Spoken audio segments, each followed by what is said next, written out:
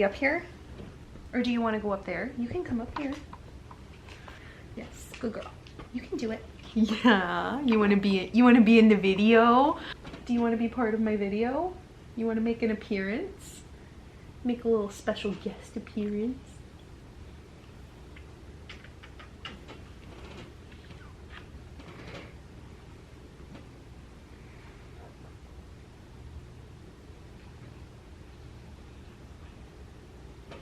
Do you need a hug?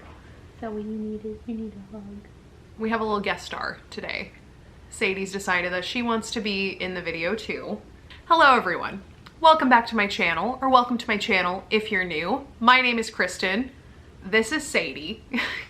And she's decided that she wants to be in this video too. In today's video, we're going to be talking about all of the books that I read in the month of September.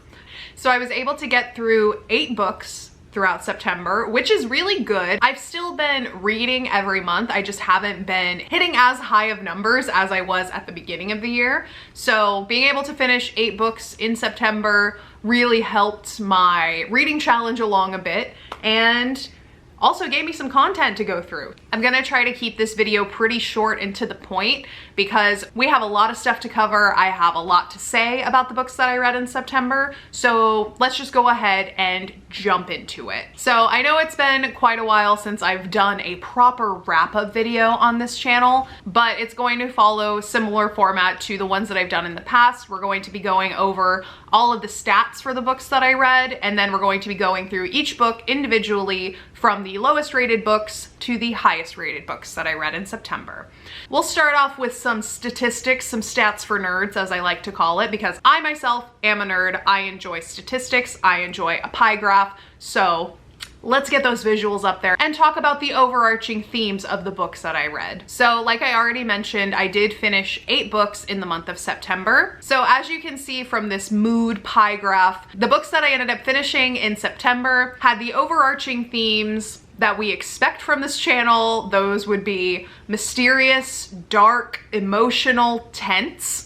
And then we also had some books that were lighthearted, adventurous, hopeful, and challenging. So you can really tell in this pie graph that I was getting back into the thriller genre in the month of September, kind of gearing up for spooky season. I really started reading more thrillers again towards the end of the month, and that trend will probably continue through October because I'm ready to get back into the thriller world. I'm ready to read some creepy books and get myself in the mood for spooky season. And you can also see from this pie graph that the only types of books that I read this month were audiobooks. There are 0 pages read this month of physical books, which I don't think is completely true. I think I just kind of forgot to track some of the physical reading that I did in the moment. I have noticed with StoryGraph that if you do not log the pages read on the day that you read them, it will count it towards whatever day you actually logged your progress.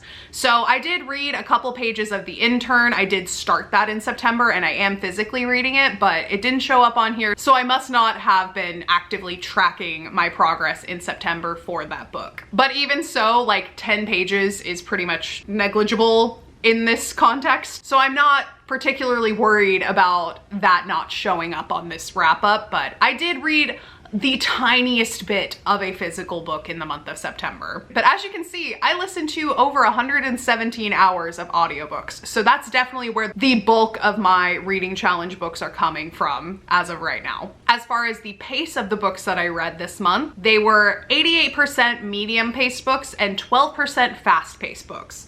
I think that comes down to the fact that I was reading a lot of fantasy at the beginning of this month, and in fantasy books, there's usually a lot of world building at the beginning, so it's a bit slower to start in most fantasy books that I've read. And thrillers kind of just hit the ground running and really capitalize on the reader not knowing anything about the book when they go in. So you can see that reflected in the pace of these books. Pretty much all the thrillers that I read are fast-paced just because you hit the ground running right when you start the book, and I just haven't been reading that many thrillers. So most of the books that I finished were medium-paced. So as for the length of the audiobooks that I did read this month, 25% were under 8 hours, 38% were between 8 and 16 hours, and 38% were over the 16-hour mark. And that does track because I did finish quite a few of the Court of Thorns and Roses books in the month of September, and those books are long. So that definitely drove up the audiobook length on its own.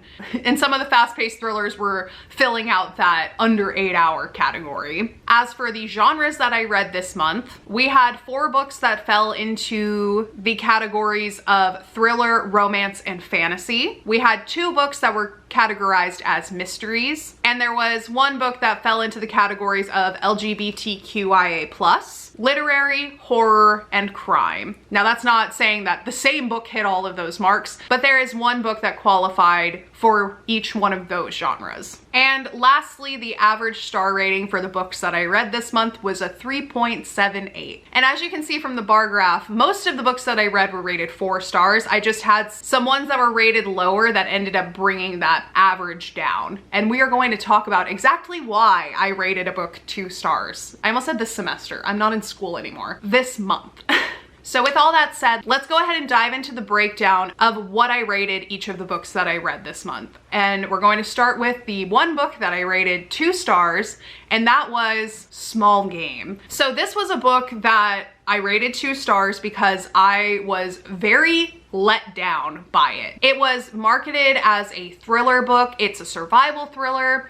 The premise of the book is there is this group of people who are part of this survival reality show, and they are split up into teams, and they basically have to build their own societies together. It's called like Civilization or something like that. The premise of the show is they put these very different people together in these survival groups, and they have to try to build a new civilization and survive on their own. So that in itself would be an interesting concept for a book. It's kind of like a Survivor or Alone, if you're familiar with that survival show. So that concept alone is a pretty suspenseful plotline for a book. Then you add on top of that about 3 weeks into this 6-week TV show, the entire camera crew all disappear. And the people who are participants on this show are literally stranded in the woods. So that's basically what I got from the plot summary that I read before I started the book.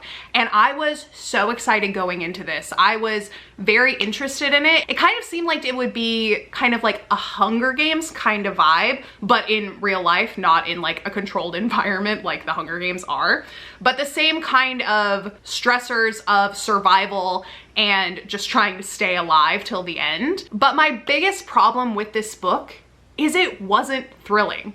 Like, it was marketed as a suspenseful thriller, as a psychological thriller, and it wasn't thrilling. I literally spent most of the audiobook just waiting for it to get thrilling and get interesting. I can't remember exactly when in the book the crew disappears. I feel like it was about halfway through, and when that happened, I was like, okay, this is where it's gonna start getting thrilling. We had all of this character development and all of this setup, and then this is the big thing that's going to make it more thrilling. And it just didn't. We never find out what happens to the crew. We never get an explanation as to why they just up and left, why they just completely abandoned their whole workstation. And there's one crew member in particular that leaves a note when they leave and leaves a weapon behind for the main character, kind of insinuating that like something happened and the crew knew that they had to vacate and leave the contestants behind. They had all these theories that maybe they got in a plane crash, or maybe something happened and they had to leave very quickly and could not come get them. But leaving the weapon and the note for the main character to find suggests that they had some forewarning and that at least had enough time to leave this note and leave a weapon for the main character. But we never get any resolution as to what happened to them, if they're even alive or not. And it's just like, it's an unfulfilling ending. Not everyone survives, and the ones that do survive, they just kind of end the book with the main characters finding the help that they need and going back to normal society. There's not really any closure that comes with it. And the other thing that I really didn't like about this book is I wasn't a huge fan of the main character, and I really wasn't a fan of the main character's love interest. I thought that the main character's love interest was a terrible person. Whenever they were feeling bad for the love interest, I just could not care less, because I was like, they're not a good person. So why are you this like caring towards them when they're not caring in return? Like, this is a survival situation. This person is bringing you down. I I don't care how cute you think they are. This is a survival situation, and if they're not contributing to the survival, you kind of need to trim the fat, if I'm honest. So there were a lot of things about this book that I did not particularly enjoy, and I ended the book just feeling very let down. I had more questions at the end of the book than I did going in. I was very disappointed by it. Now, I will say a lot of my complaints about this book hinge on the fact that it was marketed as a thriller. If it was marketed as just like a survival novel and not as a suspenseful psychological thriller, I probably wouldn't have been that hard on it because I wouldn't have had that expectation of an ulterior motive and there being like a bigger plan at work. While I was reading this book, I had all of these theories going on in my head that all of these contestants were handpicked for whatever reason. You know, I had like almost a and then there were none kind of vibe from it, that all of these people were picked for specific reasons, and this is a large ploy to get vengeance on these people and have them struggle in the wilderness and potentially ultimately die. But that just wasn't what happened, and it just made me not like the book at all. So that was why I rated it 2 stars. And honestly, like, it's not worth your time. I wouldn't read it unless you're just into survival type books. It also has some pretty gory descriptions of injuries and people starving, and it's just, it almost feels like more of a horror book than anything else. And I think that if it was marketed as a horror book, it could have probably been a bit better, because it did remind me some of The Troop by Nick Cutter, but I don't see it as a thriller or a suspense book. It's definitely got some body horror, so I could see it put in like a horror category, but in my book, it's not a thriller. So stop marketing it like that. So now we're jumping into the 3-star range, and I have one book that I rated 3 stars this month, and that was A Court of Frost and Starlight by Sarah J. Maas. So this is the novella that's not really part of the main series of ACOTAR books. This is still in the ACOTAR universe. It has to do with all of our favorite characters from the ACOTAR series, and it is very true that it is pretty much a Christmas novella. It is the shortest of all of the ACOTAR books at like 300 pages or something like that. So it's still quite a lengthy book, but by Sarah J. Maas standards, it is a short book. So it's a novella by her standards. But my overall problem with this book is it just was boring by comparison. There's just so much that happens in the other ACOTAR books that this one, though it's cute and it does set up A Court of Silver Flames with some hints about things that are going on with Nesta, things that are going on with Farah and Rhys, it just is kind of boring, honestly. If you watched one of my previous reading vlogs, I kind of talked about it as I was reading it, but I didn't really care for the path that Nesta's character took. It kind of felt like undoing the character development that happened in A Court of Wings and Ruin. So I didn't really care for that. And there were other things that I wasn't a huge fan of. It was still decent, but I just think that when you have a book series like A Court of Thorns and Roses that is so highly regarded and very action-packed, that this one kind of just falls flat by comparison.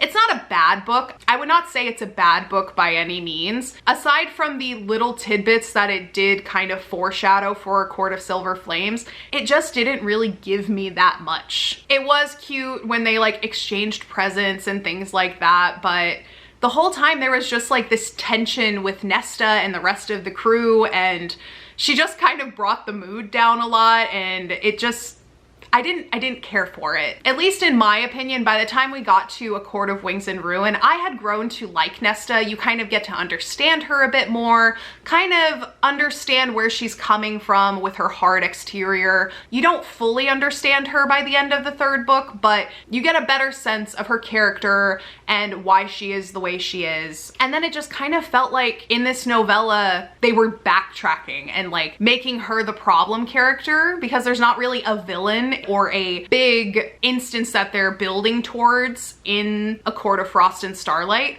It's basically just Christmas and family drama. The big conflict in the story is Nesta just not getting along with people, and I didn't like that as much, and it just ended on a sour note with Nesta and Cassian, and I know that it's supposed to set up and flow into A Court of Silver Flames, but I didn't really like it. So that's why I rated it 3 stars. Now, moving on to the 4-star range, staying in the ACOTAR realm, we have A Court of Silver Flames. So this is the 4th book in the ACOTAR series, and this one is from Nesta and Cassian's point of view. They kind of switch back and forth with the POV, but it's mostly about Nesta. A Court of Silver Flames picks up a couple months after A Court of Frost and Starlight. Like I said, that one is a Christmas novella. I believe at the start of A Court of Silver Flames, we are in like summertime, maybe like leading into fall, like that kind of period, that transitional period between summer and fall. But in any case, when we get to A Court of Silver Flames, it has been a few months. Nesta has not spoken to anyone in the inner circle. She's even severed ties with Amryn, who in A Court of Frost and Starlight was seemingly the only person that she wanted to talk to or spend any time with, and they just like sat together and did puzzles. Like they didn't even really have conversations, it seemed like. They just kind of like did things in close proximity to each other, and then they got in a fight one day, and now Nesta doesn't associate with any of them. And A Court of Silver Flames is basically about the inner circle kind of pulling an intervention for Nesta. Feyre has Cassian summon her to the House of Wind, and Feyre's like, hey girl, you are draining all our money and just drinking and having sex with everyone. So we need to get this under control because you're draining all our coffers and we're not gonna have any money left to run the Night Court. And this is very much a forced proximity romance fantasy story. So Feyre tells Nesta that she is going to live in the House of Wind, I believe. I forget the names for the houses, so if I get them mixed up, I apologize, but she basically tells Nesta that you are going to live in this house, you're going to train with Cassian, and you're going to work in the library.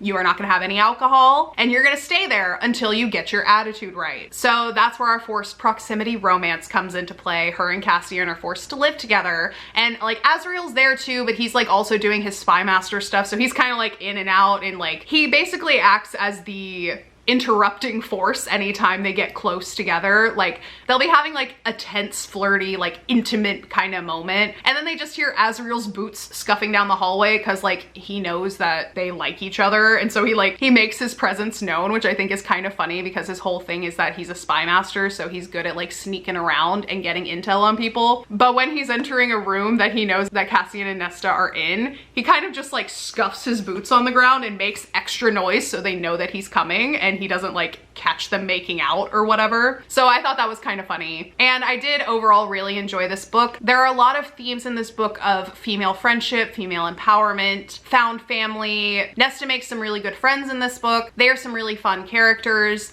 They're really lovable, and they kind of band together and handle the big conflict all together. So this book was fun, it was cute. It's still not my favorite of the series, but it's up there. I decided to rate it 4 stars because it was, in my opinion, on par with the first book, which I also rated 4 stars. So to keep them kind of in line within the series, I decided to rate it 4 stars because though I liked it, it's definitely not my favorite of the whole series. The next book I rated 4 stars was His and Hers by Alice Feeney. So if you've been around for a while, you know that I am an Alice Feeney girl. I really like her thrillers. I think her writing's really clever. She does twists really well and misdirection really well, and this one was no exception.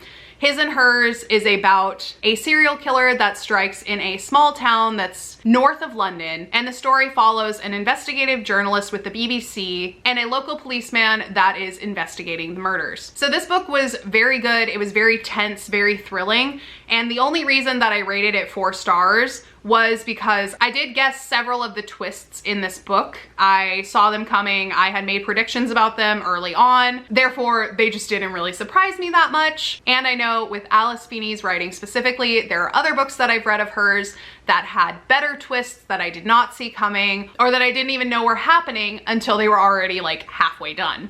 So because of that, I felt like 4 stars was a good place to put this book. It was really good. I would recommend it. I would say more about the plot, but if I say anything else, I pretty much give away one of the twists that comes in the first couple chapters. If you are into thrillers and like the murder mysteries that are set in like the English countryside, I guess it's not really countryside, but in England, I would recommend this one and pretty much any of Alice Feeney's books. I don't think I've read one that I have not liked so far, so I think that's a good sign. The next book that I rated 4 stars is a classic in the thriller murder mystery genre, and that is Along Came a Spider by James Patterson. So Along Came a Spider is the first book in the Alex Cross detective series that James Patterson is well known for.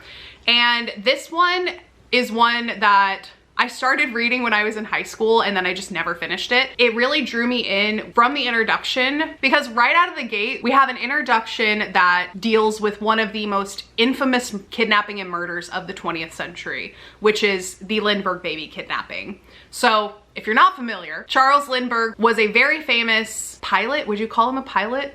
Pioneer of aviation? I don't know. He like flew in the 30s from like America to Paris, and he was a big deal. He was a big celebrity in the 30s. And when he was like at the height of his fame pretty much, someone broke into his house, kidnapped his son, Charles Jr., and ransomed him for money. The son ended up sadly being murdered, and the person thought to be responsible was prosecuted and sent to jail. This book suggests that the man that was convicted of this crime did not actually commit it, and in fact it was committed by a 12-year-old boy, which is horrifying. Children killing other children is just like infinitely more horrifying than an adult doing it, in my opinion. I don't know why it's so much more creepy. Maybe it's because children are supposed to be like innocent and not violent like that, but it always freaks me out. And I remember reading that when I was in high school and being so intrigued.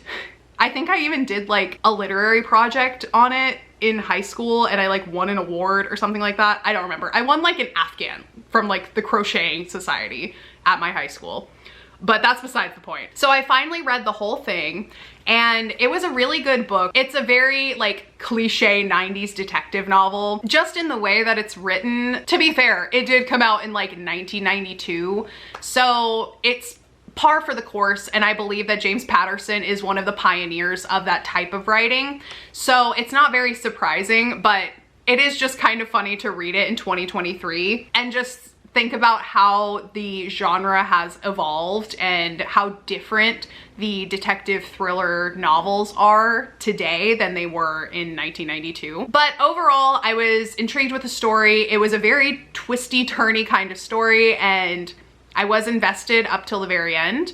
The reason why I gave it 4 stars was because I did predict who the real bad guy was pretty early on. Like, I mistrusted this person pretty much from the jump, and James Patterson kind of leads you to think that, oh, this person isn't actually the bad guy until like pretty much the very end. Then when it was revealed, I was like, okay, yeah, that's what I thought made sense. And so I wasn't very surprised. So that's the only reason why I rated it 4 stars, because I did see it coming. And to be clear, I have not seen the movie. This was made into a movie in, I believe, the early 2000s with Morgan Freeman playing Alex Cross. So all that to say, I haven't seen the movie or actually read this book before, so it's not like it was spoiled for me, but I would still say that it was a really good thriller. It's a classic for a reason, and I really enjoyed it. So the last book that I rated 4 stars in September was The Last House on Needless Street.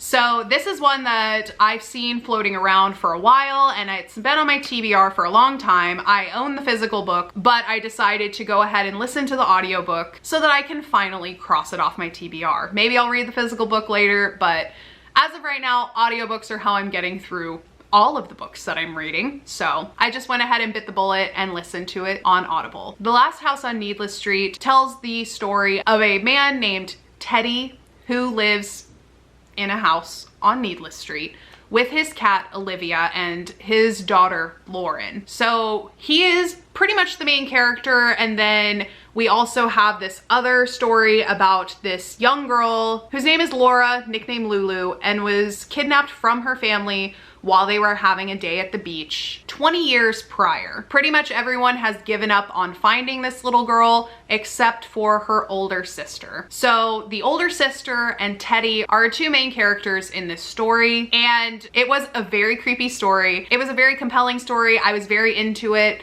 there were just some continuity things that I was not into, and when certain plot points happened, I was like, are you serious? Like, that would not happen. Come on. Specifically, the older sister is supposed to be terrified of snakes. She's supposed to have a phobia of them because of an experience she had when she was younger, and she just doesn't act like someone who has a fear of snakes. Me personally, I have a fear of snakes. I am very scared of snakes. Nothing traumatic has happened to me with snakes. I've just always been afraid of them. To the point where if I see one, my knee-jerk reaction is to jump, scream, and run in the opposite direction. It's happened multiple times. And so I know what it's like to be afraid of snakes. And in this story, she just doesn't act like she has a phobia of them. She like tries to kill one at one point and like afterwards picks it up. You would never in my life would I ever, one, probably be brave enough to get close enough to try to kill it,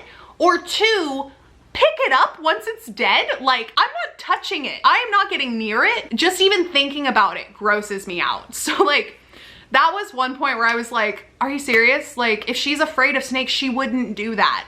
She would not want to touch it after she smashed it with a hammer or whatever. I don't even remember what she used to kill the snake, but I just remember literally saying, are you serious? When the author wrote that she picked it up off the ground after she tried to kill it. Like, absolutely not. So that was one reason why I didn't rate it any higher than 4 stars. The other reason is it just didn't have that satisfying of an ending. So there are several questions that are raised throughout the story, and Teddy is an unreliable narrator. We can't really trust what he's saying. Is seeing this like psychiatrist under the table who's giving him these medications that may or may not mess with his memory, make him hallucinate, that kind of thing. So he's a very unreliable narrator. So we didn't really get closure out of him, but then we also didn't really get closure from any other source either. So it wasn't a very satisfying ending, because though you can draw inferences in what actually happened, it's not explicitly stated at the end. At least not in a way that was satisfying to me. So because of that, I gave it 4 stars. The story itself is really well written. It's really well thought out. I was very invested the whole time. I just didn't really care for the ending or some of the character choices and plot points that were sprinkled throughout the book. Overall, I would still highly recommend this book to anyone who is interested in thrillers, in psychological thrillers, mysteries, that kind of thing. Just be prepared that it might not have a satisfying ending that you want. Alrighty guys, we are getting towards the end. The penultimate book on my list of books that I read in September was Fourth Wing by Rebecca Yarros. So this is a book that is going crazy on Book Talk, on Instagram, all of the book social media platforms, and a lot of people are comparing it to the ACOTAR series. I can kind of see where they're coming from in comparing these two books, but the actual plots of the books are quite different. Fourth Wing centers around this military academy of sorts, but instead of it just being, you know, your standard military academy, there are like people that fight on dragons and stuff, and there's like magic involved, so it's very much in the fantasy realm. And the story centers around a girl named Violet, who is the daughter of, I forget what her mom's title is, but she's like kind of like the general and like over the academy. So Violet is a first year in the academy. She goes through all of the initiations and things, and like, this academy is no joke. Like, people are dropping like flies. The students are allowed to like murder each other if they want to. The teachers can murder the students. There's a lot of death going on. So like, if you see the little like cover places and you notice that it says like fly or die on it, like that's serious. Like, you either fly or you're gonna die. It is astounding how cavalier the characters in this story are about people just dying. And they're still just like chill with going to school and going to class. They have like these combat matches, and Violet is almost killed a couple times by people, and it's an interesting dynamic. Not one that I would want to be a part of, that's for sure. But it makes for a very high stakes and interesting dynamic. And this is also a fantasy that has a love triangle in it, even though one prong of the love triangle is the worst male character that I think I've ever read in a book. I hated him so much. and like just wanted him to stop talking most of the time. He was one of the characters that I honestly kind of hoped that he would be one of the people that would be killed off in this book, because the stuff that he said was just like sexist and at times like ableist, and he's very entitled and he thinks that he's smarter than everyone else. It's a whole vibe that I did not enjoy. So I was not a fan. And also was not really a huge fan of the other love interest either. He was kind of a jerk, and people like to compare him, I believe his name is Xaden, they like to compare him to Rhysand in ACOTAR, and a lot of people seem to like Xaden more than Rhys, and I just don't see it. I don't understand. It may just be because I'm a Rhys girl. I really like Rhys a lot. I think that he is a fairly well-developed character, even with the issues that I had with how his character acts in A Court of Frost and Starlight and A Court of Silver Flames. He's a bit more of an asshole in those books, but again, A Court of Silver Flames is told from Nesta's point of view, and Nesta is not a fan of Rhys. So it makes sense that we don't like him as much in that book as we did in the original trilogy. I digress. All that to say, I've heard a lot of people say that they were like die-hard ACOTAR fans and that they really liked Rhys. He was their favorite like male love interest in a fantasy until they read Fourth Wing, and then they switched over to being Fourth Wing stans and Xaden stans. And like, don't get me wrong, I really enjoyed the book. I rated it 4.25 stars, so I did like it a lot. I just don't think it's fair to compare them because they are very different characters. The only things that they have in common are like some physical attributes, like Xaden has dark hair and like tan skin or something like that. And he's like brooding and moody and dark and mysterious. So they have like that kind of thing in common, but that's also just like a common trope for like the supposed bad boy in a romance. So in my opinion, it's not even like they're super similar. I don't know. I could be misremembering. I could be forgetting details and things. But all that to say, I'm still a Rhys girl. I'm not jumping ship from ACOTAR. I did enjoy this book, and I will be reading more of the books that come out in the series, but I think I'm still on Team ACOTAR at this point. All right, and closing out the reading wrap up for September is A Court of Wings and Ruin. So going back once again to ACOTAR, listen, I told you that I read a lot of fantasies in September, and namely a lot of the ACOTAR books. So this is just proof of that. I rated A Court of Wings and Ruin 5 stars. It is my favorite book of the ACOTAR series. I know a lot of people really like the second book, and that's their favorite of the series because of the budding romance between Feyre and Rhys, and getting to learn more about the Night Court, and that Rhys is not actually the bad person that other people think that he is. But in my opinion, the most interesting of the ACOTAR books is the third one, A Court of Wings and Ruin. I really enjoyed this one specifically because there are so many elements in it that are just so interesting and made me want to listen to this book literally all day, every day. And it really hits the ground running too. We start off A Court of Wings and Ruin immediately with Feyre infiltrating the Spring Court and just wreaking havoc. She is an agent of chaos, and we just get to see her espionage and her spying and bringing down the Spring Court from the inside. And it is so fun to, I almost said so fun to watch. I read the book. And it is so fun to listen to and hear all of the seeds of doubt and mistrust that she's planting all over the place. So there's a lot of espionage, there's a lot of backstabbing, there's a lot of double agents, there's war going on.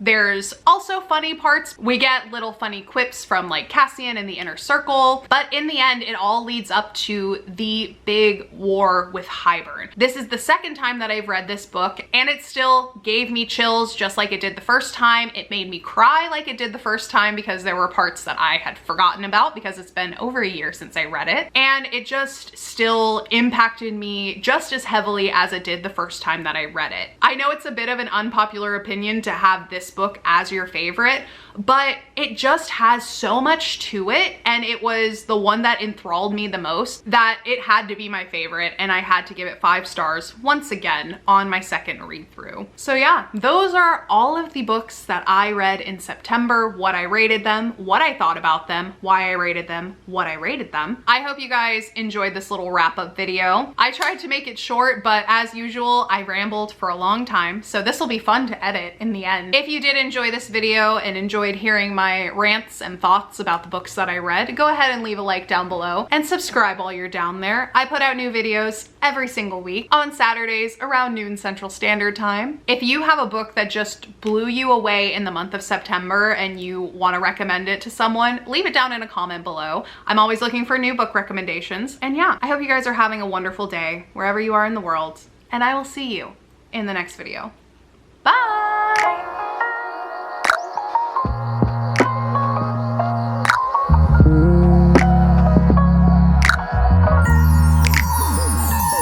Yeah.